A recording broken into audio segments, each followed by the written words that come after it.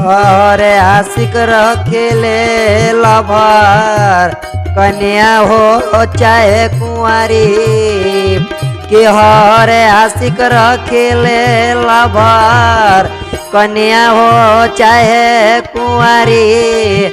आज के डेट में अक्सर लोगन के बाटे लहब के बीमारी हो, अक्सर लोगन के बाटे लहब के बीमारी।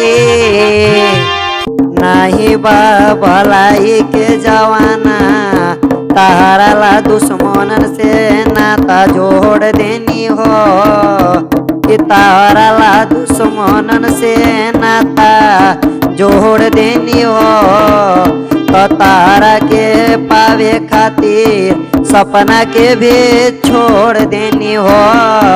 अरे तारा के पावे खातिर सपना के भी छोड़ देनी हो। बादल के देख के करीले इंतजार कबो बरस जइबू हो कि कबो बरस जइबू हो। तो जदि नहीं भइलो हमार आशिक खातिर तरस जइबू हो। अरे आशिक खातिर तरस जइबू हो।